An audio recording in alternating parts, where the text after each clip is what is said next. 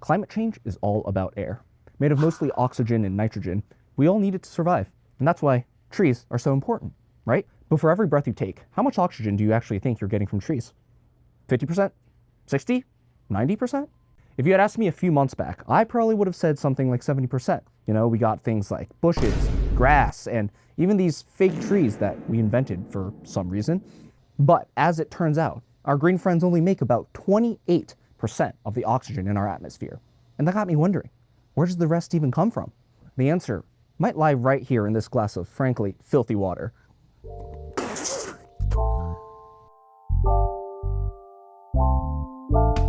So, what's in this water? Turns out there's thousands of microscopic phytoplankton here.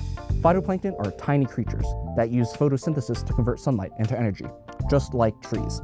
However, the scale is vastly different. These little guys are responsible for over 50% of all oxygen production on the planet.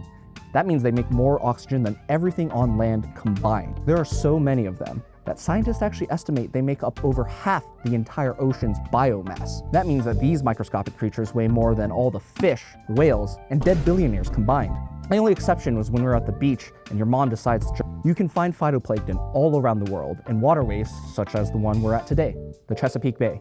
The Chesapeake, covering over 64,000 acres, is the largest estuary, which is a body of brackish water where rivers meet the ocean, in the United States. Besides Old Bay and a ridiculous-looking flag, I actually think this is the greatest thing Maryland has to offer. This is also where the Francis Scott Key Bridge, which was named after the author of our national anthem, was recently vaporized. The bridge appears to quickly collapse. The Baltimore City Fire Department is currently at the scene. They've talked to help us acquire and take a peek at some of these creatures, I went on Amazon, got myself a $35 plankton net. It's super simple to use. You have this mouth where obviously the water goes in, and you have the net, which has a mesh that is 180 microns wide, and finally at the end, a collection bottle. Now the instructions on the box say to just drop this to the bottom of the ocean and use this string to pull it back up, but because I'm an idiot, I'm gonna attach it to the back of my jet ski and we're gonna try and get some more that way. The plankton we're looking for actually only reside in the first 30 or so feet of water. That's because past that point, there really isn't enough light for photosynthesis to occur. Thankfully, the Chesapeake only averages about 25 feet deep, and I don't even think I have enough rope to make that happen. Today, we are looking for one species of phytoplankton in particular, diatoms. So let's see what we caught.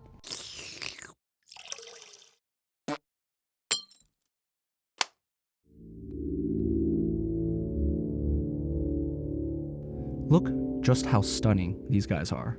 Glassy like the eyes of your college roommate after a bong hit, they're affectionately called jewels of the sea by those in the industry. Apparently. Diatoms first appeared anywhere from 150 to 200 million years ago. Now, scientists estimate that there are up to 200,000 species of this one type of plankton alone. Over these millions of years, they have evolved these incredibly strong shells called frustrules, made of silicon dioxide, more commonly known as glass.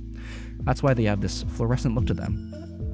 Most of these diatoms you see are pennant diatoms, either attached to algae or free-floating. While they're alive, they use a small channel called a raft that runs through their bodies to glide across our glass slide.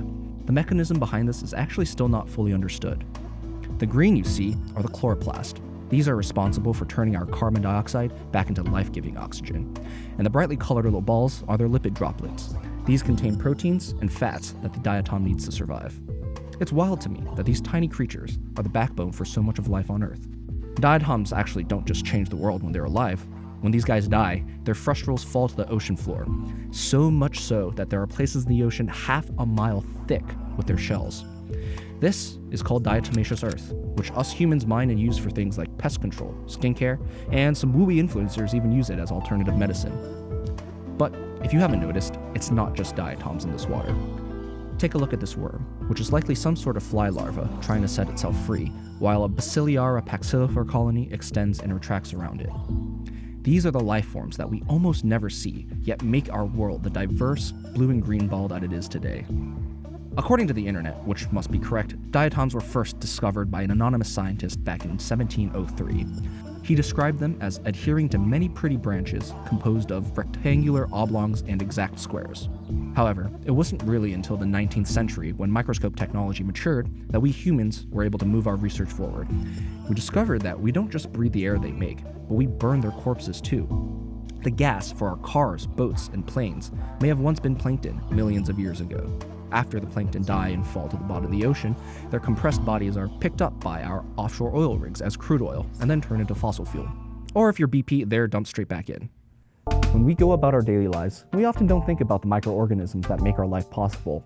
Honestly, if I did, I'd probably use hand sanitizer way more. But most of the time, including in this case, the microcosmos is our friend, making air for us one molecule at a time. Because phytoplankton are an indicator of water quality and overall ecosystem health, nearly every single government actually monitors them on a regular basis. Every single aquatic animal, and most of those on land, depend on these tiny creatures for their survival. They are Earth's heart and lungs. Big Plankton, also known as the National Oceanic and Atmospheric Administration, uses everything from satellites to simple water samples in order to keep track of how these guys are doing. The recent developments in optics, machine learning, and computation have allowed this industry to grow faster than ever. In the past, Big Plankton used to have to send these water samples off to the Plankton Identification and Sorting Center in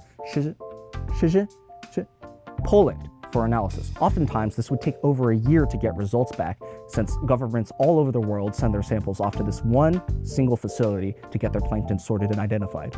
Now, with advances in technology, you might even find a plankton monitoring system in a waterway near you. Some people in Silicon Valley are even saying that we can use phytoplankton to stop climate change. Y Combinator, probably the most famous startup accelerator in the world, funds startups in hope of making a big impact and big bucks. They actually have a specific request for a startup to utilize phytoplankton to capture atmospheric carbon dioxide, storing it in a way that it can never return to the atmosphere. This is called carbon sequestration. They claim that, everything going right, it can capture up to 47 gigatons of carbon dioxide every single year. That's enough to cover all of the carbon dioxide produced by humanity and more. Now, admittedly, this is leaving out some crucial details, but hey, the idea seems pretty sound. Y Combinator even provides this nice step-by-step guide if any of you want to go buy a few thousand ships and bioreactors, make this thing happen. So next time you're thinking about a new business to start, maybe look away from the flashy software and government contracts, and instead, look into the microscope. You'd be surprised what you might find. Thank you so much for watching this premiere episode of Not So Small. I'd ask for comments, likes, and subscriptions, but I know the internet isn't shy. If there's anything that you want to see under the microscope, let me know, and I'll see what I can do.